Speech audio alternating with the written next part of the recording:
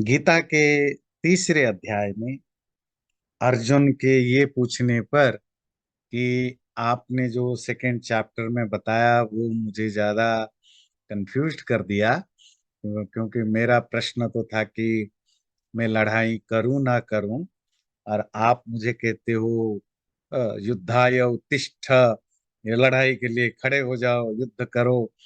फिर पर जो बातें बता रहे हो वो तो सब संन्यास, कर्म त्याग, निष्काम कर, निरासक्ति। तो मैं ज्यादा कंफ्यूज्ड हो गया। तो ये सुन करके कृष्ण थोड़े और डिटेल में उनको समझा रहे हैं कि देखो, कंफ्यूजन होने की जरूरत नहीं है। दो तरह की मार्ग बताए जाते हैं। एक, कर्मों को करते हुए उसमें अटैचमेंट या अवर्सन न रख करके करते रहना, ये एक टाइप का योग है। और दूसरा है, आप पूरी तरह समझ गए दुनिया क्या है, संसार क्या है, मैं क्या हूँ, परमात्मा क्या है। जब इन चीजों को ठीक ठीक समझ गए, आपको पता चला कि आप कुछ नहीं है, तो नेचुरली आपकी जो सेंस ऑफ डूअरशिप वो छूट जाता है। आप सिर्फ एक इंस्ट्रूमेंट की तरह देखते हो अपने आप को, तो भी आप काम करते रहते हो।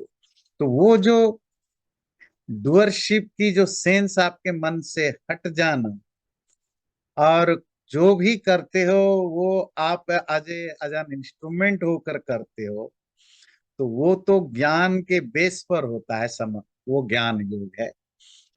पर जो ज्ञान नहीं भी अर्जित कर पाता है, आप स्टार्टिंग करना चाहते हो, काम आपसे छूटेगा नहीं, क्योंकि आप रजोगुणी हो। वो है ना, जो रजोगुणी होते हैं वो डायनामिक होते हैं, दे हैव टू वर्क, मतलब पैशनेट होते हैं।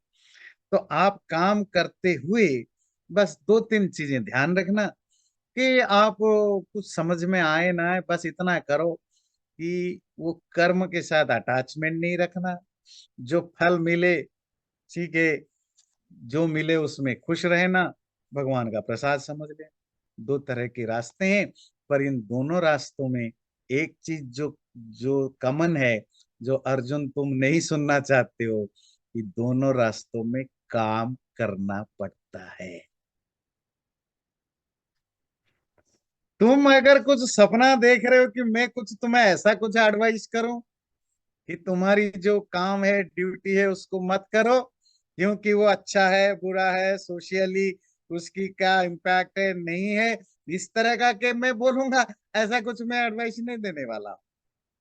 क्योंकि किसी भी सिचुएशन में तुम किसी भी एंगल से स्पिरिचुअल प्रैक्टिस करो, किसी भी तरह से करो, काम तो आपको नहीं छोड़ सकते।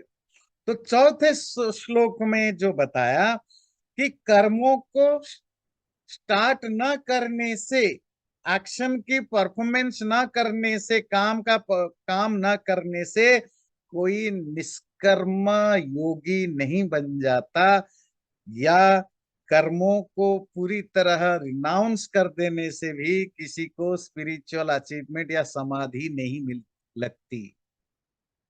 तो तुम कर्मयोग के नाम पर काम करना ही छोड़ दो, तो भी तुम्हें कर्मयोग की कोई सिद्धि नहीं होने वाली। और सन्यासी के नाम पर तुम कर्मों को ही छोड़ दो, तो भी तुम्हें कोई सिद्धि ज्ञान योग नहीं होने वाला। तुम कोई भी योग अपना लो, कर्म करो, भक्ति करो, ज्ञान करो, कर्म को छोड़ने से तुम्हें कहीं कोई फायदा नहीं हो। क्यों? अगला श्लोक जो आज करेंगे, न ही कश्चित क्षणमपि जातु तिष्ठत्य कर्म कृत कार्यते ह्यवश कर्म सर्व प्रकृतिजैर्गुणैः। क्योंकि कोई भी व्यक्ति दुनिया में बिना काम किए एक क्षण, इवन ए मोमेंट रह नहीं सकता। क्योंकि व्यक्ति काम अपनी इच्छा से नहीं करता, काम अवश्य होकर के, वो कंपेल होकर के करता है। किसके द्वारा कंपेल्ड है, किसके द्वारा फोर्स्ड है? प्रकृति जयी गुण ही, प्रकृति से पैदा होने वाले जो गुण है उससे वो विवश, उससे वो कंपेल्ड होकर करता है। तो क्यों तुम काम नहीं छोड़ो? क्योंकि तुम काम छोड़ोगे तो क्या क्या छोड़ोगे? छोड़ने के नाम पर तुम्हारी जो ऑब्लिगेटरी ड्यूटीज हैं, जो ऑब्लिगेशंस हैं, सिर्फ वही छोड़ोगे। बिजनेस करना छोड़ दोगे, ऑफिस जाना छोड़ दोगे, बच्चे पालना छोड़ दोगे, परिवार का टेक केयर करना छोड़ दोगे, सोसाइटी का टेक केयर करना छोड़ दोगे, सरकार को टैक्स देना छोड़ दोगे, और क्या छोड़ोगे? बाकी तो सब करोगे। खाना छोड़ सकते हो? क्या खाना कर्म नहीं है? सोना छोड़ सकते हो? क्या सोना कर्म नहीं है? बैठना छोड़ सकते हो? क्या बैठना कर्म नहीं है? सोचना छोड़ सकते हो? क्या सोचना कर्म नहीं है? हंसना छोड़ सकते हो? क्या हंसना कर्म नहीं है? तो क्या क्या छोड़ोगे भाई? बाथरूम जाना छोड़ सकते हो, पानी पीना छोड़ सकते हो, क्या क्या छोड़ोगे? रोज तुम हजारों चीजें करते हो, तुम्हारी इच्छा हो ना हो, you are compelled to do, तुम मजबूर होते हो करने के लिए। तुम छोड़ने के नाम पर जो तुम्हारी ड्यूटीज है वो छोड़ोगे। और जो अपनी ड्यूटियों को छोड़ता है वो स्पिरिचुअल तो छोड़िए, socially as a common human being भी वो कोई अच्छे ह्यूमन बीइंग में काउंट नहीं होता है, वो अधम कैटेगरी में काउंट होता है, वो लोअर कैटेगरी में काउंट होता है। क्योंकि तुम अपनी सर्वाइव के लिए दूसरों पर डिपेंडेंट होते रहते हो। डिपेंडेंट होने में बुराई नहीं है। अगर तुम समर्थ नहीं हो, अगर तुम कैपेबल नहीं हो, बीमार हो, फिजिकली अनफिट हो, मेंटली अनफिट हो, डेफिनेटली तुम दूसरों पर डिपेंड करो। पर तुम हट्टा कट्टा सब कुछ तुम्हारे पास है, शरीर है, सब कुछ है, और तुम जी मैं तो जी बना योगी, मैं तो बस भज गोविंदम, मुझे तो भजन करना है, परमात्मा पाना है, मुझे काम क्या करना है। तो तुम सोसाइटी के ऊपर बोझ हो, क्योंकि तुम नॉन प्रोडक्टिव एंटिटी हो सोसाइटी में, तुम्हारा contribution zero, but you are getting lots of thing. Number two, कि तुम सिर्फ अपनी जो ड्यूटीज है उसको छोड़ते हो, बाकी चीजें नहीं छोड़ रहे हो, तो it will be known as a hypocrisy. तुम कर्म छोड़ ही नहीं सकते हो।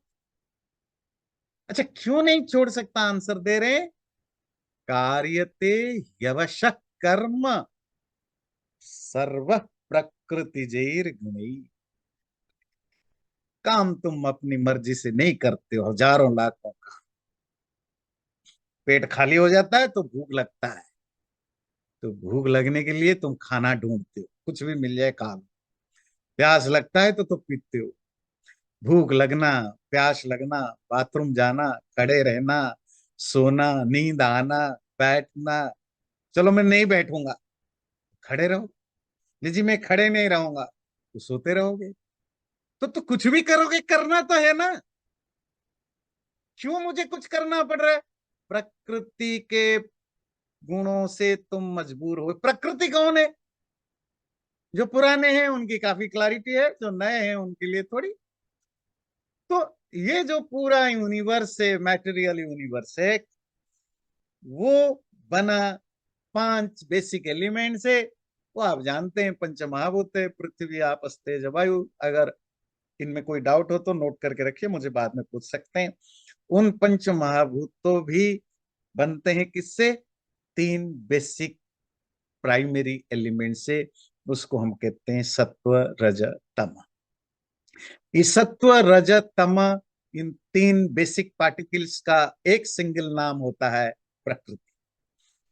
जैसे आप फिजिक्स में आप कहते हो एटम्स, एक एटम एक पार्टिकल का नाम नहीं, तीन अलग अलग पार्टिकल्स की एक ग्रुप को कहते हो।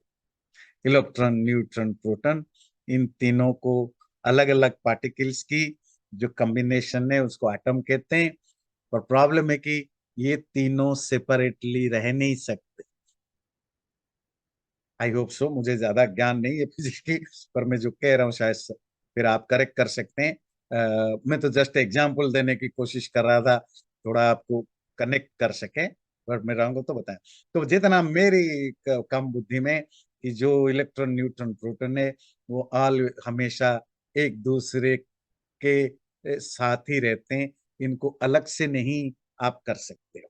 तो ये तीनों के कॉम्बिनेशन को एटम्स कहते हैं। तो अगर ये बात सच है जो मैं कह रहा हूं, तो प्रकृति में यही है, जो सत्व रज तम, इनमें से कोई भी पार्टिकल या कोई भी गुण अकेले सेपरेटली एक्सक्लूसिवली नहीं रहता। ये तीनों एक दूसरे को ही डिपेंड करते हैं। तो ये तीनों का एक ग्रुप है, कॉम्बिनेशन है या कलेक्टिविटी है, इसी की नाम है प्रकृति। इस प्रकृति से सूरज भी बना, चांद भी बना, आकाश भी बनी, धरती भी बना, सोलर सिस्टम भी बने, हमारा शरीर भी बना, माइंड भी बना, बुद्धि भी बना। जो भी अनकॉन्शियस है, जिसमें भी चेतना नहीं, जो भी चेतन नहीं है, चेतन सिर्फ दो ही, आत्मा और परमात्मा, सबके सब मटेरियल है, और इंक्लूडिंग माइंड एंड इंटेलेक्ट। और जो भी मटेरियल है तो तीनों चीजों से बने हैं, सत्व रजत तम।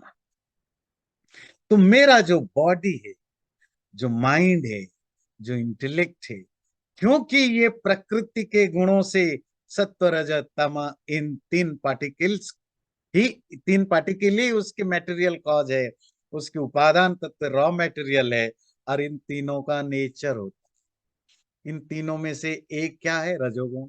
उसका काम क्या है, मूवमेंट रखना, आपको हमेशा मूवमेंट में रखेगा, तभी आप काम करते हो। पर आपको कभी कभी लगता है मैं बैठ जाऊं, मैं सो जाऊं, मैं थक गया हूं, मतलब तमोगुण का काम है, तो आपको स्थिर बनाएगा, आपको आपको स्टडी बनाएगा। तो तमोगुण जब बढ़ जाता है तो आपको नींद आती है, बैठने को मन करता है, बहुत ज्यादा बढ़ जाए तो आप आलसी हो जाते हो। इसी तरह सत्वगुण का काम क्या है, कि वो आपको अलर्ट, ये जो अलर्टनेस है, जो अवेयरनेस है, जब आप खा रहे हो आपको पता लग रहा है कि आप खा रहे हो, जब आप बैठ रहे हो आपको पता लग रहा है कि आप बैठ रहे हो, ये जो पता लगना, ये जो अवेयरनेस है, ये जो अलर्टनेस है, ये सत्वगुण का काम है। कोई चीज कहीं होता है, आपको देखने को मन करता है, सुनने को मन करता है, ये जो जानने की जो जो एक्ट है, वो सत्वगुण का काम है। तो तुम खुद नहीं कर रहे हो, यू आर कंपेल्ड। सत्व रजत तमो गुण जब तक हैं, तो तब तक तुम काम करते रहोगे। तो फिर ये कब तक रहेंगे, जब तक तुम्हारा बॉडी, जब तक तुम्हारा माइंड, जब तक तुम्हारा विजडम है। अच्छा, ये छूट गए, फिर ये कंपेल नहीं करेंगे। और उस छुटकारा को आप क्या बोलते हो, लिबरेशन, मुक्ति, मोक्ष, उसी को तो बोलते हो। फिर कोई आपको मजबूर नहीं करेगा, वो तो स्टेट ऑफ लिबरेशन, वो तो अलग है। पर बाकी तब तक, जब तक तुम एम्बॉडेड हो, जब तक तुम शरीरी, देही एम्बॉडेड शरीर वाला हो, तो तुम्हें करना ही पड़ेगा। बात क्लियर हुई कि व्यक्ति काम करता नहीं है, व्यक्ति को काम करना पड़ता है। तो तुम काम से छुटकारा नहीं पा सकते हो। और सिर्फ छुटकारा के नाम पर, सन्यास के नाम पर, काम छोड़ने के नाम पर तुम क्या छोड़ते हो, जो तुम्हारी ड्यूटी है उसको करना चाहिए। अच्छा। अच्छा, तो मतलब अपनी जो ड्यूटीज हैं, आई थिंक मेन जो मेरी स्ट्रगल है इस बारे में ये है कि आपकी ड्यूटीज की नेचर आपकी इवोल्यूशन के साथ चेंज हो सकती है। महात्मा बुद्ध बन गए गौतम से, वो तो सबको छोड़ के चले गए। उनकी ड्यूटीज थी वो राज्य को संभालना, अपनी पत्नी का ध्यान रखना, बच्चों का, लेकिन वो सब छोड़ के चले गए। तो मतलब किस पॉइंट पे आप ये डिसाइड करें कि ये जो मैं अपना रोल चेंज हो रहा है, यही सबसे बड़ी स्ट्रगल होती है। तो अर्जुन के साथ भी एक मेंटल स्टेट ये हो सकती है कि भाई ये मेरा नहीं है, मुझे ये करना चाहिए, या डे टू डे लाइफ में at least I experience this thing. बहुत इंटरेस्टिंग क्वेश्चन आपने पूछा। देखिए, बुद्ध ने परिवार छोड़ा, कर्म नहीं छोड़ा, कर्म बदल गया। वो तब राजा होते तो राजा की तरह काम करते, घर वाले होते, पत्नी बच्चे संभालते। अब वैराग्य आ गया तो वो ज्यादा टाइम लगाते हैं मेडिटेशन में, साधना में, और प्रवचन में, लोगों को एजुकेट करने में, लोगों को एनलाइटेंड बनाने में, लोगों को हेल्प करने में। जो भी, हर व्यक्ति, डॉक्टर अपने ढंग से हेल्प करता है, इंजीनियर अपने ढंग से हेल्प करता है, मुझे लगता है मैं अपने ढंग से कुछ कंट्रीब्यूट कर रहा हूँ। जो सन्यासी है वो भी अपने ढंग, उसका सन्यासी क्या कंट्रीब्यूट करता है, वो लोगों को अच्छा बुरा समझाता है, विवेक कराता है, सही बुरे के ज्ञान समझाता है, उनके अंदर स्पिरिचुअल सेंस लाता है। ये भी तो एक बहुत बड़ी काम होता है ना। तो आपकी ड्यूटीज बदल जाती है जैसे जैसे आपकी पोजीशन बदलता है। बाकी रहा बुद्ध जैसा संसार छोड़ने की, संसार क्यों छोड़ा, क्या छोड़ा, दैट्स ए डिफरेंट पॉइंट, वो हम कभी अलग से बात करेंगे। क्या होता है, कभी कभी आपका मन नहीं है, पर आपको जबरदस्ती दूसरों ने आप पर थोप दिया। अगर आप बुद्ध की हिस्ट्री पढ़े तो बुद्ध ने अपनी मर्जी से शादी नहीं की थी। तो जब उनके पिता शुद्धोधन को लगा कि मेरे बेटे के अंदर वैराग्य ज्यादा ही होने लग गए, तो उन्होंने उसकी जबरदस्ती विवाह करा दी। बाकी चीजें और बहुत सारी चीजें करा दी। और तब तक भी बुद्ध को उस तरह की, मतलब बुद्ध तो नाम नहीं था, सिद्धार्थ, तब तक उनको ये सेंस भी नहीं था कि मेरे अंदर जो हो रहा है क्या ये कोई एक्चुअली इंसिडेंट है, और उसको वो चीजें समझ में ना आए। इसके लिए उसकी राजा ने बहुत सारे छल कपट करके उन्होंने सिस्टम बनाया था कि उसको पता ना चले। वो बाहर ना निकले, दो चार इंसिडेंट ना देखे, तो और वो लोगों से बातचीत करके पता ना करें, तो वो घर छोड़ने के लिए मजबूर ना करे। वो दैट्स ए नेचुरल थिंग। अगर आपके नेचुरली चीजों से मन हट जाता है, कोई शास्त्र नहीं कहता है कि आपको पत्नी और बच्चों को पालना है, सॉरी, पालना तो जरूरी है, उनके साथ रहना जरूरी है, अगर आपकी वैराग्य आ चुका है। बट इफ द वैराग्य इज वेरी नेचुरल, अगर वैराग्य जेन्युइनली आपके अंदर आया, आप जाएंगे।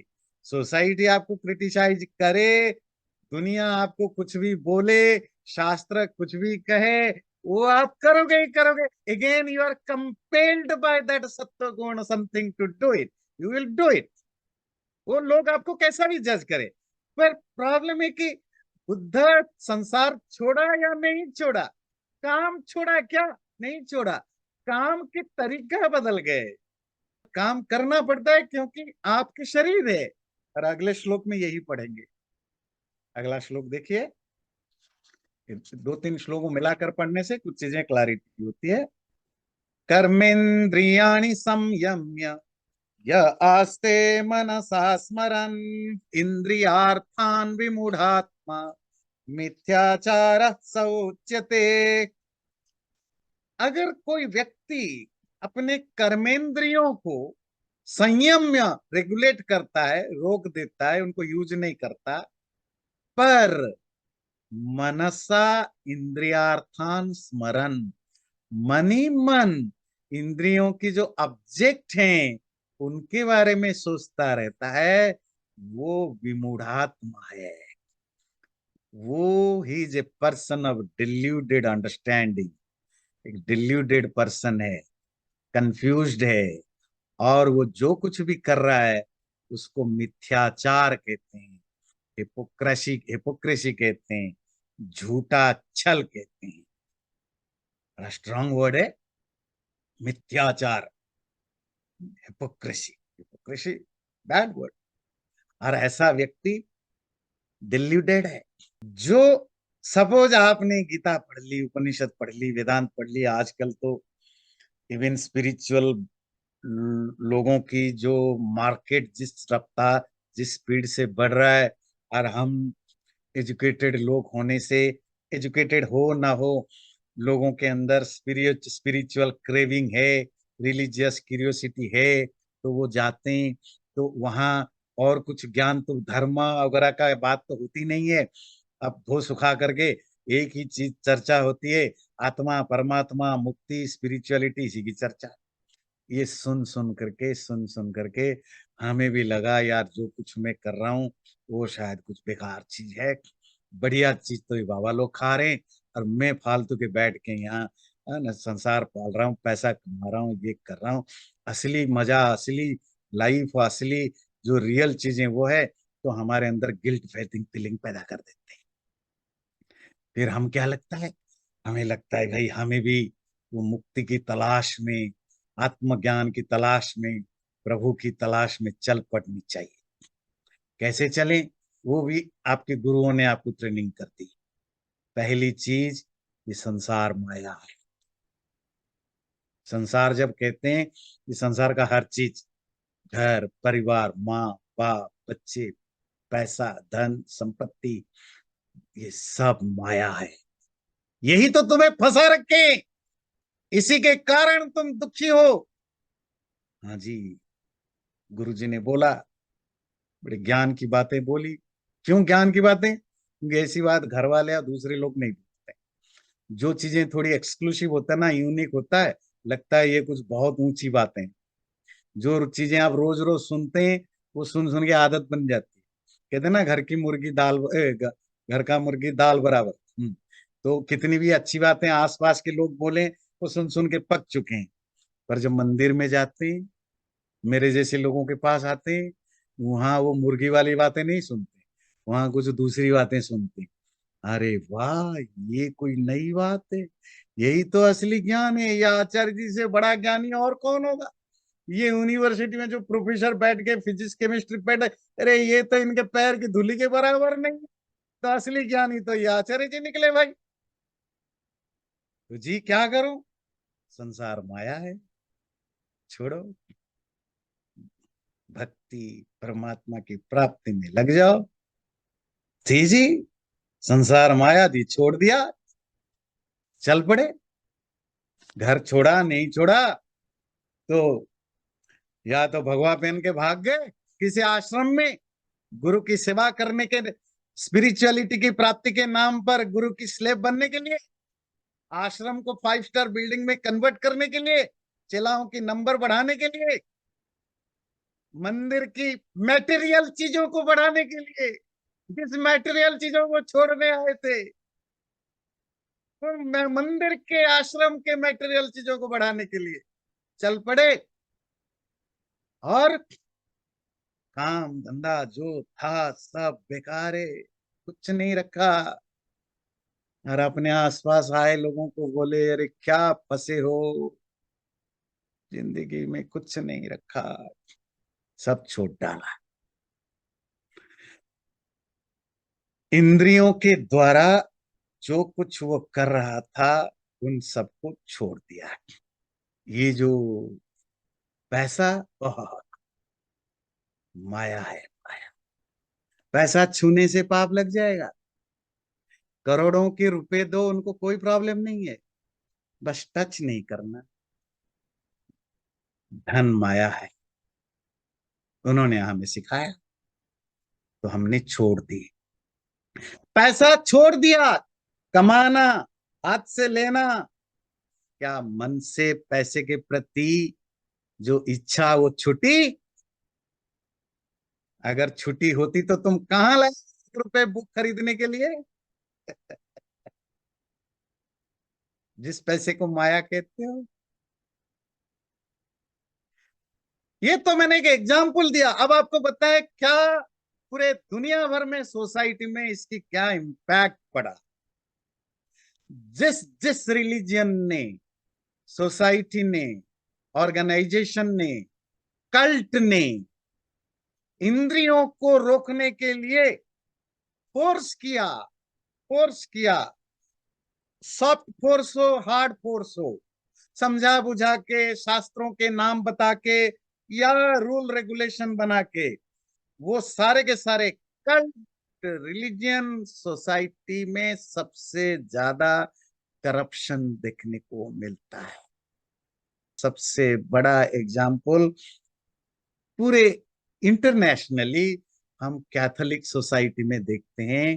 कैथोलिक चर्च में जो फादर, जो प्रीस्ट होते हैं और जो नॉन नर्स होते हैं, उनको सेलिब्रेट या ब्रह्मचारी होना जरूरी है। उसका रिजल्ट हर देश में, अकेले अमेरिका में, अगर आप सिर्फ 50 साल की भी, चलो 50 साल, सिर्फ 10 साल की भी डॉक्यू जितने रिपोर्टेड हैं, जो छुपा है अलग बात है, जितने डॉक्यूमेंटेड हैं, वो हंड्रेड्स ऑफ थाउजेंड्स में केसेस। ये जो फादर्स या नॉन्स हैं, कैसे वो सेक्सुअली अब्यूज करते हैं अपने स्कूल के, चर्च के छोटे छोटे बच्चों को, अपने वहां काम करने वाले, जरूरी नहीं अपोजिट जेंडर, क्योंकि जब आपको प्रॉपर खाना नहीं मिलता है ना, फिर आप कुछ भी खा जाते हो, है ना। फिर ये यही लोग तो सबसे ज्यादा विरोध करते हैं एलजीबीटी के, पर उनके वहां बहुत कुछ ये सब चलता है। क्यों? क्योंकि जब आप इंद्रियों को जबरदस्ती रोकते हो, पर आपके मन में इच्छाएं तो बनी है, वो इच्छाएं खत्म नहीं हुई है, फिर इच्छाएं गलत तरीके से निकलती है। और दूसरा एग्जाम्पल देता हूं, ऐसा नहीं कि मैं कोई कैथोलिक की बात कर रहा हूं, बुद्धिज्म में जहां मोंक ट्रेडिशन शुरू हुआ, आपको पता है कि नहीं, भारत में जो बुद्धिज्म पूरी तरह, बहुत सारे लोगों का क्वेश्चन है, सरप्राइज होते हैं कि बुद्धिज्म सारे दुनिया में फैला, भारत में थोड़े ही से क्यों बच गए। क्योंकि शुरुआती दौर में बुद्धिज्म जब फैलने लगा और मोंक मूवमेंट, मतलब मोंक समझते हैं, वैरागी सन्यासी का मूवमेंट बनने लगा।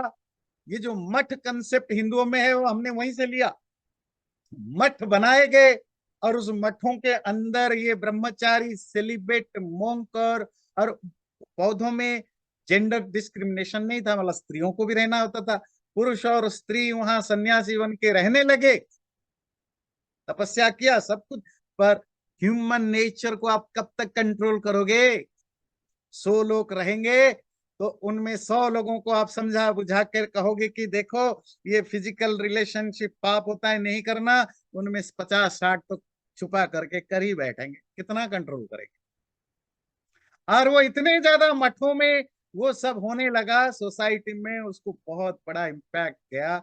और भी बहुत सारे रीजन है, पर ये एक बहुत बड़ा रीजन था मठों में, बौद्ध मठों में उन दिनों, जो इस तरह के व्यभिचार बढ़ने लगे।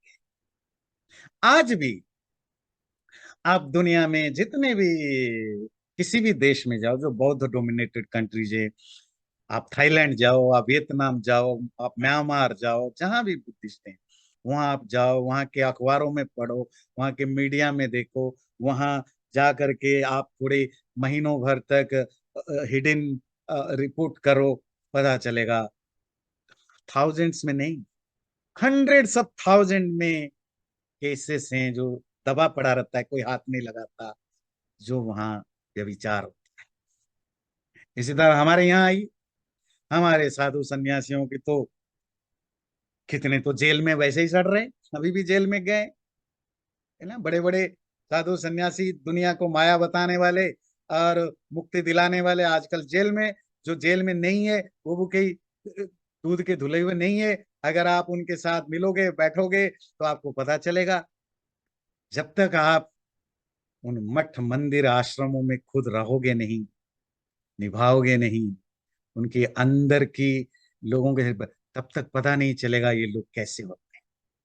सबके बारे में बात नहीं कर, 100 लोग होते हैं तो 100 में से 40, 50, 60, 70, 80 कुछ भी नंबर हो सकता है। क्यों हो सकता है? ये नेचुरल है, ये नेचुरल है। जब मुझे सचमुच भूख लगता है और मुझे कहा जाए खाना खाना पाप है, मैं खाना नहीं खाऊंगा, पर अंदर खाने के प्रति जो क्रेविंग है वो बनी रहती है, तो कुछ दिन तक तो मैं चुपचाप रहूंगा, फिर मैं छुपा के चुरा के गलत तरीके से खाऊंगा। जो फिजिकल नीड है वो नेचुरल है, नथिंग टू बी शेम। पर अगर आपको कहा जाता है कि नहीं, जिंदगी भर आप अपनी फिजिकल नीड को पूरा नहीं कर सकते हो क्योंकि ये बाधक है, तो आप नहीं करते हो, पर वो फिजिकल नीड है। तो जब टेम्पटेशन होता है आप कुछ दिन तक रोकते हो, बाकी गलत रास्ते ढूंढने लग जाते हो। तो क्या सब गलत है? नहीं, गीता भी नहीं कह रहा है। क्या कह रहा है गीता? जिन्होंने कर्मेंद्रियों को कंट्रोल किया है पर मन में अभी भी विचार चल रहे हैं, वो हिपोक्रेसी करते हैं। पर जिनका दोनों ठीक है, अगर आपके मन में ही कोई इंटरेस्ट नहीं बचा, आपके माइंड में ही कोई क्रेविंग नहीं है, आपके मन में ही कोई इच्छा नहीं है, और फिजिकली भी आप नहीं करते, यू आर एब्सोल्युटली फाइन। इसीलिए हमारे धर्मशास्त्रों में, मनुस्मृति का मैं कोट कर रहा हूं, बाकी तो सारे धर्मशास्त्रों में है, ब्रह्मी भूत्वा वन, ब्रह्मी भूत्वा गृही भवेत, गृही भूत्वा वनी भवेत, वनी भूत्वा प्रव्रजेत। हमारे यहाँ 4 तरह के आश्रम बनाए गए। आश्रम क्या होता है? Life stages. लाइफ को 4 स्टेजेस में बांटा गया, जिससे कि आप दुनिया, इस यूनिवर्स के हर तरह के सुख को एंजॉय कर सकते। हर तरह के सुख कौन है? उनको 4 तरह से क्लासिफाई किया गया। इनको हम क्या कहते हैं? पुरुषार्थ चतुष्टय, 4 बेसिक ह्यूमन एस्पिरेशंस। पुरुष कहते हैं ह्यूमन, अर्थ मतलब ऑब्जेक्टिव्स या एस्पिरेशंस। 4 बेसिक एस्पिरेशंस: अर्थ, वेल्थ, काम, सेंसुअल प्लेजर, फिजिकल प्लेजर, धर्म, जो आप धर्म जानते हैं, मेरिटस वैल्यू, यूनिवर्सल वैल्यूज, जो यम नियम है, वे सब धर्म में आते हैं। मोक्ष, तो स्पिरिचुअल, स्पिरिचुअलिटी या स्पिरिचुअल, वो जो लिबरेशन की जो यात्रा है। ये चारों हर ह्यूमन बीइंग की, common human being, common common human being की एस्पिरेशन है। इसको तुम कैसे फुलफिल करोगे? हमारे अनसिस्टर ने, पूर्वजों ने सिस्टम बनाया कि तुम किसी भी एज में कुछ भी कर बैठोगे तो गड़बड़ हो जाए। अब वेस्टर्न वर्ल्ड में बेचारा 10 साल 12 साल के बच्चे प्रेग्नेंट हो जाते हैं। क्या बुरी हालत है। तो रूल बनाया। क्या रूल बनाया? कि ब्रह्मचर्य आश्रम, जब तक तुम पढ़ाई कर रहे हो, स्टूडेंट लाइफ है, कोई एज 20 हो, 21 हो, 22 हो, 23 हो, 24 हो, ऐसा कुछ नहीं कि भाई कोई, वो आज हमने बिना सो बोले 25 साल है, कोई 18 साल में भी हो सकता है, 27 साल में भी हो सकता है, 30 साल में भी हो सकता है। It's up to you. अब तब ग्रेजुएट हो, कितना पढ़ाई कर रहे हो। जब तक आप स्टूडेंट लाइफ में हो, तो आप इनमें से कोई भी चीज यूज फुलफिल नहीं कर सकते हो। ना धर्म, ना अर्थ, ना काम, ना मोक्ष। धर्म ठीक है, धर्म का यहाँ मतलब है स्वधर्म, जो आप गीता में पढ़ेंगे इसी 3rd चैप्टर में। एज ए स्टूडेंट जो तुम्हारी ड्यूटीज है, ऑब्लिगेशन है, जो टीचर्स की एडवाइस है, वही फॉलो करना है, तुम्हारा धर्म है, दैट्स इट। इसके अलावा अर्थ, काम, मोक्ष, इंक्लूडिंग मोक्ष, स्पिरिचुअल एस्पिरेशन, ये स्टूडेंट लाइफ में आप ये सब चीजें नहीं कर सकते। धर्म की प्रैक्टिस करो और अपने आप को स्किल्ड करो, एजुकेटेड करो, लायक बनाओ। क्योंकि स्पिरिचुअलिटी के लिए एजुकेशन भी तो जरूरी है ना। नहीं तो ये जो सड़क छाप आजकल कोई भी स्पिरिचुअल बन जाता है बिना पढ़े लिखे, तब तो गड़बड़ होता है। शास्त्रों को पढ़ो, फोकस करो उसमें, और वहां फिजिकल मेंटल सारे नीड आपको कंट्रोल कराया जाता है। और अपने आप नहीं होता वहां, बच्चे को खुला छोड़ दो वहां। इसीलिए गुरु के आश्रम में रहते हैं, गुरु ऑब्जर्व करता है, फोर्सफुली करता है, मतलब वहां पर बच्चे को पता है 2 4 साल 5 साल 10 साल 12 साल के बाद फिर मेरी मस्ती है, फिर छूट गया, पढ़ाई पूरी, ब्रह्मचर्य। अब क्या? जो मर्जी करो, पूरे तीनों चीजों को भोगो, धर्म अर्थ काम। और जब तुम धर्म की प्रैक्टिस करोगे, तुम्हारे अंदर अगर स्पिरिचुअल लीनिंग है, अर्थात आत्मज्ञान के प्रति तुम्हारे अंदर क्रेविंग है, ये जो धर्म की प्रैक्टिस करोगे वो तुम्हारा बेडरॉक बनता जाएगा। जिस दिन तुम्हारे अंदर अच्छी तरह वैराग्य आ जाए तो तुम बन जाना, गृहस्थी बनो। गृहस्थी जिसको कहते हैं मैरिड लाइफ रखो, विवाह करो, पक्का करो, हर एक को करना रूल है। फिर क्या बोला, जब तुम्हारे ऊपर और कोई डिपेंड ना करता हो, बच्चे इंडिपेंडेंट हो गए, माँ बाप की अब आपके लाइफ में कोई रोल नहीं है, मतलब कोई सेवा करने की जरूरत नहीं है, अब आप वनी भवा भवा, गृही के बाद वनी, वानप्रस्थी बन जाओ। वानप्रस्थी, अब आप फैमिली से आपकी ड्यूटी छुट्टी। अब चाहो, चाहो तो आप फैमिली ड्यूटी से रिटायरमेंट ले लेना, काम से नहीं, है ना, रिटायरमेंट ले लो। आपके दो चीजें रहेंगी, क्या, आप अभी भी जो काम करते हो करोगे, पर ज्यादा फोकस होगा सोशल कम्युनल अपलिफ्टमेंट। अब आप सोसाइटी के लिए काम करो, जिसमें भी आपकी स्किल है, और स्पिरिचुअली ग्रोथ करने के लिए जो भी बेसिक चीजें हैं उन पर ज्यादा प्रैक्टिस करो। ये एक तरह की ब्रह्मचर्य की तरह प्रिपेरेटरी स्टेज बन गया। और जब वानप्रस्थ आश्रम में करते करते अगर तुम्हारे अंदर, अगर वैराग्य जगे, वैराग्य समझते हैं ना, डिटैचमेंट, डिस्पैशन, डिसइंटरेस्ट, तो फिर सन्यास, प्रव्रजित, सन्यासी प्रव्रजित, घर परिवार आश्रम सब छोड़ के भाग जाना। फिर कहां करना, जाके कोई दूसरा आश्रम नहीं बना बैठना, प्रव्रजन, घूमते रहना, घूमते रहना, तपस्या करो, घूमो, कोई डेरा नहीं डालना कहीं। और ये तुम्हारा चार स्टेप है लाइफ, उसमें चारों आगे, धर्म भी भोग लिया, अर्थ भी भोग लिया, काम भी भोग लिया, और तुम्हारे अंदर इंटरेस्ट हो तो मोक्ष भी भोग लोगे। लास्ट जो 10 12 15 20 साल 25 साल बचे, संन्यास आश्रम, वो है संन्यास। तो सबको इस रास्ते में जाना है नहीं, बोले जो लोग अपने पूर्व जन्म के संस्कार से, उनके अंदर वैराग्य का संस्कार भरा पड़ा है, वो ब्रह्मचारी स्टूडेंट लाइफ के बाद सीधे संन्यास आश्रम में जा सकते हैं। दे कैन स्कीप द गृहस्थ एंड वानप्रस्थ। पर पर ब्रह्मचर्य आश्रम पूरा करना जरूरी है।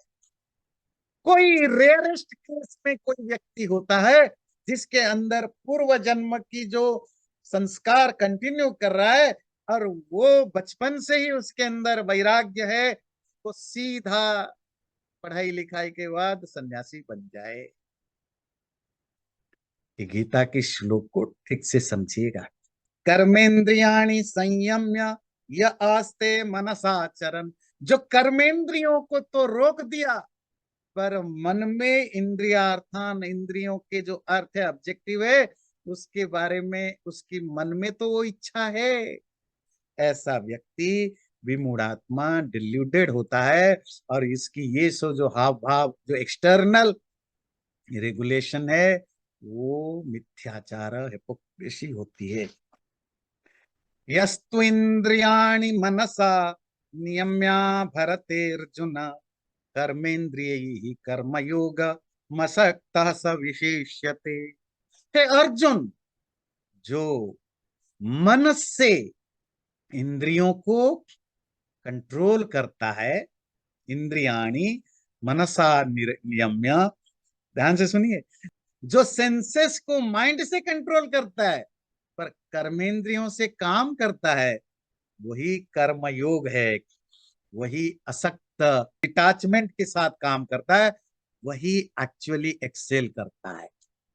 क्या फर्क है दोनों में, देखिए, छठा, सिक्स्थ श्लोक और सेवेंथ श्लोक। सेवेंथ श्लोक में कहता है, तुम मन से अंदर को कंट्रोल कर, तुम्हारा माइंड कंट्रोल्ड है, तुम्हारी ज्ञानेन्द्रियां वो कंट्रोल्ड है, पर कर्मेंद्रियां फंक्शन कर रही है डिटाच्ड होकर के। फिर तो तुम सही रास्ते पर हो। पहला श्लोक क्या था, अंदर इच्छा अभी भी खत्म नहीं हुई है, बस कर्मेंद्रियों को रोक दिया है। मतलब एक्सटर्नल एक्टिविटीज रोक दिया, इंटरनल एक्टिविटीज अभी भी चल रही है। पैसा कमाना रोक दिया, पर मन में पैसा चाहिए ये सेंस खत्म नहीं हुआ।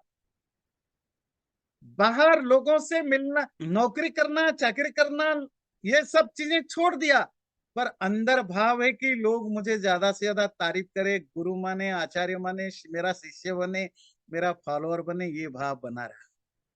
तो ये है पाखंड। और ये क्या कह रहा है? मन में तुम्हारी कंट्रोल्ड है, मन कंट्रोल्ड है, सेंस ज्ञानेन्द्रियां कंट्रोल्ड है, पर कर्मेंद्रियों से तुम काम कर रहे हो। अगर मैरिड हो तो हो, बच्चा पाल रहे हो तो पाल रहे हो, जॉब कर रहे हो तो कर रहे हो, बिजनेस कर रहे हो तो कर रहे हो, पर अंदर तुम्हारी उसके प्रति कोई क्रेविंग नहीं। और खाली इतना नहीं, असक्त, डिटाच्ड भी हो चुके हो। पर अगर तुम ऐसी स्टेज में हो ना, फिर तो विशिष्यते, you are excellent, you are excellent. तुमसे बड़ा तो कोई हो ही नहीं सकता। तुम्हारे तो पैर छूनेंगे लोग, छूना चाहिए। लोग ऐसे लोगों की पैर नहीं छूते हैं, वैसे सच बात कहिए। लोग रियल स्पिरिचुअल लोगों की रिस्पेक्ट नहीं करते। लोग छठे मंत्र में बताए गए लोगों, छठे श्लोक में बताए गए लोगों की ही रिस्पेक्ट करते हैं।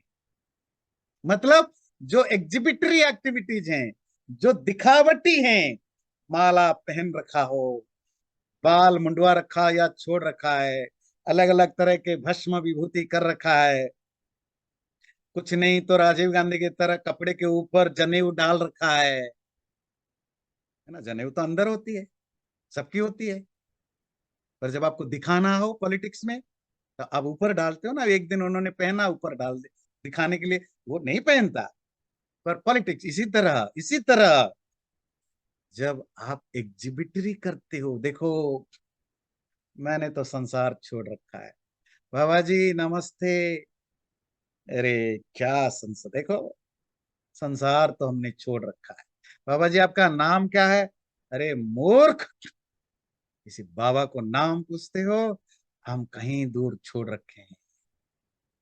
ये जो ड्रामा, ये जो एग्जिबिटरी एक्टिविटीज, एक्सटर्नल रेगुलेशन, ये पाखंड पैदा करता है। सातवां श्लोक उसको कंप्लीमेंट करता है, उसको सप्लीमेंट करता है। अपोजिट क्या?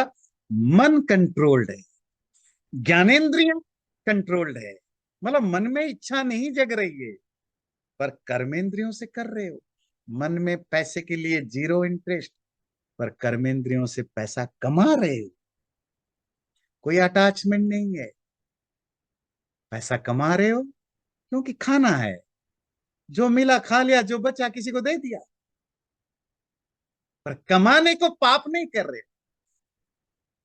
तो जो तुम्हारा मन और ज्ञानेन्द्रियां ये कंट्रोल्ड हो, कर्मेंद्रियों से करो निरासक्त हो करके, वही एक्सेल करता है। एक छोटी रियल एग्जांपल देख के कंक्लूड करता हूं, क्योंकि हो सकता है आपके अंदर बहुत क्वेश्चन हो। आई होप सो, और होना भी चाहिए। नहीं होता है तो अच्छी बात नहीं है ना। अब इतना आसानी से मान जाते हैं, it's not a good thing for me. जो बोलूं आप मान जाते हैं। ओके, चलिए मैं थोड़ा एक छोटी सी कहानी सुना, रियल इंसिडेंट। चेन्नई में एक व्यक्ति थे, मैं अभी क्योंकि मुझे अचानक कहा सुनाने की मन किया, तो उस व्यक्ति का नाम नहीं याद आ रहा है। तो वो एक कॉलेज में लाइब्रेरियन थे, मतलब अभी भी हैं व्यक्ति, पर वो रिटायर्ड है। वो व्यक्ति अभी भी लाइफ में रिटायर्ड है। और आपको पता है कॉलेज की लाइब्रेरियन मीन्स प्रोफेसर के बराबर उनकी सैलरी होती है। तो जो भी भारत में 1 लाख, 1.5 लाख, 2 लाख जो भी उनकी सैलरी होती है, तो वो जो भी मंथली सैलरी मिलती थी, और कम नहीं होती थी, एक यूनिवर्सिटी के प्रोफेसर की लाइब्रेरियन की सैलरी है, तो पूरी की पूरी सैलरी वो चेन्नई में अलग अलग, कोई ऑर्फनेज है, कहीं ओल्ड एज होम है, ऐसे बहुत सारे जगह वो पूरा का पूरा जितना आता था पूरा का पूरा बांट देते थे। और उन्होंने शादी भी नहीं की थी, इसीलिए जो भी reason। और उन्होंने अपने गुजारा के लिए क्या करते थे आप पूछेंगे, जो कमाया, सपोज उन्होंने 100,000 रुपीज कमाया, उन्होंने हर महीने चैरिटी में दे दिया, खुद क्या करते थे, वो शाम को एक होटल में, रेस्टोरेंट में काम करते थे, और वो शाम की रेस्टोरेंट में काम से जो 2-3 घंटे काम करते थे, उससे जो पैसा मिलता था उससे अपनी गुजारा करते करते थे। ऐसा उन्होंने पूरी जॉब जब तक किया, 30 ईयर्स, 35 ईयर्स जॉब किया, ऐसे किया। जब रिटायरमेंट हो गया, तो रिटायरमेंट के बाद है ना, भारत में बहुत वो ग्रेचुटी पता नहीं क्या क्या मिला के बहुत मोटा पैसा मिलता है, और अगर आप कॉलेज के प्रोफेसर हैं तो वो करोड़ों तक भी जाता है ना। तो वो जब वो उनको वो सब पैसा मिला, तो सारा का सारा पैसा उन्होंने एक ट्रस्ट बना दिया, और ट्रस्ट बना के कुछ 5, 7, 8, 10 जो भी चेन्नई में या चेन्नई से बाहर कहीं इंस्टीट्यूशंस हैं जहां इस तरह के नीडी लोगों की जरूरत है, उनको मंथली देने के लिए वो वहां से पैसा जाता रहता है। वो आज भी रेस्टोरेंट में काम करके अपने लिए गुजारा करते हैं, किसी को नहीं पता था वो करते थे, पर रिटायरमेंट के होने के बाद पता नहीं कहां से वो इतने लोगों की सेवा करते हैं, वो करते हैं, कहीं ना कहीं लीक हुई, वो इंडियन मीडिया में कहीं पता नहीं चला, पर किसी तरह बीबीसी के न्यूज में ये न्यूज आई, फ्लैश हुआ। तो बाद में, या हो सकता है लोकल मीडिया में कहीं छपा हुआ हो, किसी बीबीसी के जर्नलिस्ट को एक बड़ा इंटरेस्टिंग लगा, तो उन्होंने उसको खोजबीन मतलब रिसर्च वगैरह किया, तो उस पर एक डॉक्यूमेंट्री बनाई, और वो डॉक्यूमेंट्री देखने के बाद इंडिया में न्यूज़पेपर वगैरह में छपा, मेरे आपके जैसे लोगों को पता चला, ऑनलाइन में पता चला। क्या वो आदमी गीता के 7वें श्लोक में फिट नहीं बैठता? जो काम अभी भी करता है, पैसा भी कमाता है, पर उसको उस पैसे से जीरो इंटरेस्ट है, वो उतना ही अपने लिए जितना चाहिए अलग से कमा लेता है। क्या ऐसे व्यक्ति को कोई मिलेगा जो जाकर पैर छूता हो, आशीर्वाद मांगता हो? कोई जाएगा? जाएगी नहीं। क्यों? क्योंकि वो एग्जिबिटरी चीजें नहीं करता, वो नॉर्मल आदमियों की तरह कपड़े पहनता है, उसका बाल नॉर्मल लोगों की तरह है, वो तिलक चंदन माला लगाता नहीं है, वो बात बात पर आपको मोक्ष दिलाने की बात नहीं करता, वो सोल परमात्मा आत्मा की बात नहीं करता, वो गीता उपनिषद का ढिंडोरा नहीं पीटता, is just doing his job silently, enjoying it. No one forced him to do it, no one asked him to do it, it's his own intention. ऐसे दुनिया में आज भी ला ऐसा मत सोचिए कि वो एक हैं, हंड्रेड्स में नहीं, थाउजेंड्स में नहीं, लोग पूछते हैं कहाँ अच्छे लोग, लाखों में, हंड्रेड्स ऑफ थाउजेंड्स में एक एक लोग आपको मिलेंगे, पूरे दुनिया भर में खोजो तो मिलियंस में मिलेंगे, आपके पड़ोस में भी क्या पता कोई मिल जाए। बात है कि ऐसे लोग एग्जिबिटरी नहीं होते हैं, इसलिए आपको हमें कभी पता नहीं लगता, इनको कोई स्पिरिचुअल मानेगा नहीं, कोई मानेगा नहीं कि वो कितने इस मंत्र क्या कह रहा है, स विशिष्यते, ही ओनली एक्सेल्स, वो व्यक्ति एक्सेल कर रहा है, वो बाकी ह्यूमन बींग से ऊंचा है वो। चलिए, तो 7 तक हमने आज 2 ही श्लोक किया, पर ये बहुत ही मैंने आपको कहा था थर्ड चैप्टर आपको बहुत सारे, जो बहुत लोगों की जो मिसपरसेप्शन है सोसाइटी में स्पिरिचुअलिटी के बारे में, जिस तरह की सोच है, उसको ब्रेक करेगा। तो चलिए मैं यही रखता हूँ, मैं प्रार्थना कर लूं। चैनल को सब्सक्राइब जरूर करें, और वीडियो अच्छा लगे लाइक भी जरूर करें।